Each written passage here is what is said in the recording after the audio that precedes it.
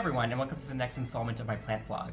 Today I wanted to reflect on what it means to have an indoor garden in Manhattan, and to think about it from the point of view of myself as a plant dad, from my plants, and from a theoretical, abstract, generalized observer, a plant audient, if you will.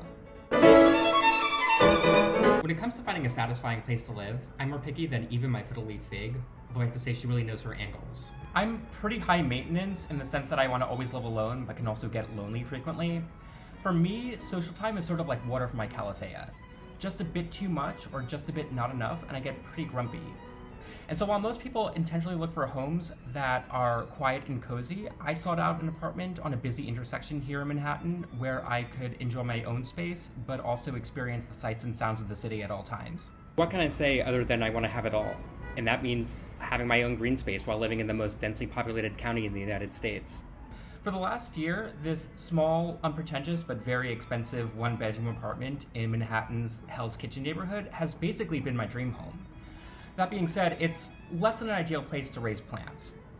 Within this pre-war, run-down tenement, insulation is extremely poor, and the landlords are, to put it delicately, stingy with the heat. So the winter here is an excruciating season of death for my heat and humidity-loving plants. On the other hand, the light in this apartment is far from terrible. Because of the peculiar history of a preservation district put into place in 1970, this particular corner of Midtown Manhattan has low buildings, giving this fourth-floor apartment pretty decent light despite facing northeast and northwest. Honestly though, I think that the most distinctive aspect of my surroundings is the soundscape. Does this affect my plants?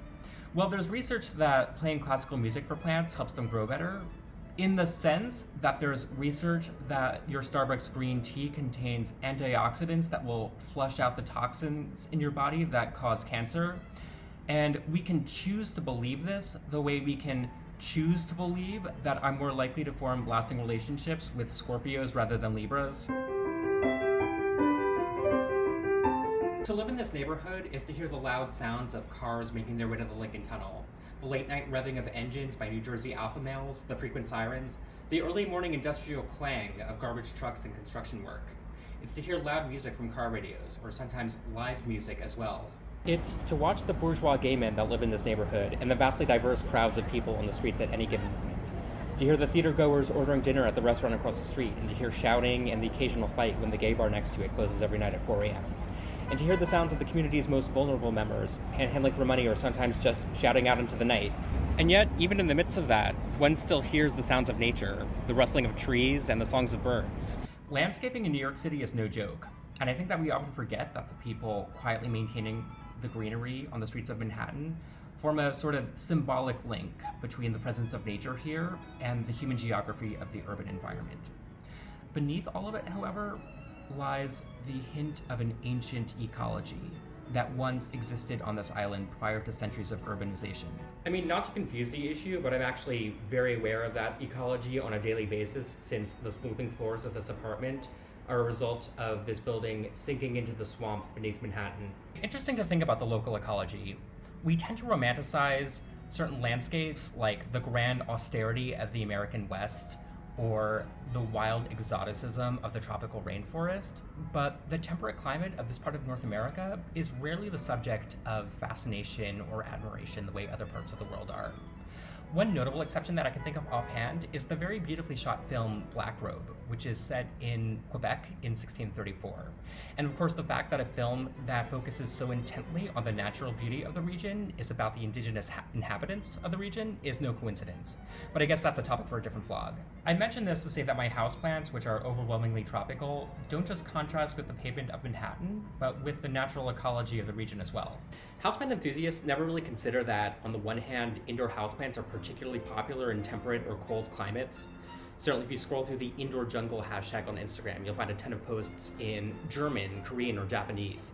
And yet the most popular houseplants are all tropical. The Monstera deliciosa comes from the forests of Central America, the golden pothos from the South Pacific, the ZZ plant from East Africa, the list goes on. This isn't cut and dry. They certainly love their indoor houseplants in the American Sunbelt, and English ivies and ferns tend to make appearances on indoor plant walls around the world. Frankly, I think you guys are sleeping on indoor conifers, but that's another subject. I bring all this up basically to say that my plants are actually very foreign entities in this Manhattan apartment.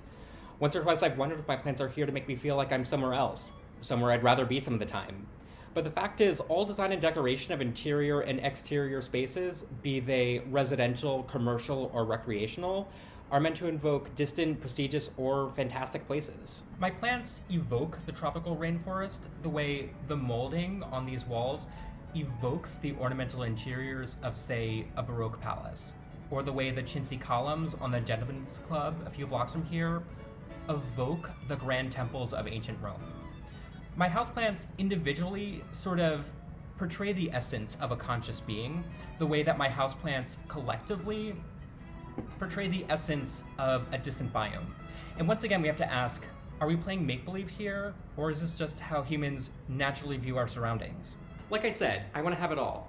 And what I know for sure is that my houseplants have an important role to play in a balanced life, bringing a hint of tropical jungle to the urban jungle that I live in. Someone left this pot full of soil out here in my fire escape however many broker's fees ago, so clearly I'm not the only person who feels this way. Well, those are my thoughts for today. Thanks for watching, and of course I'll continue making these vlogs, so stay tuned.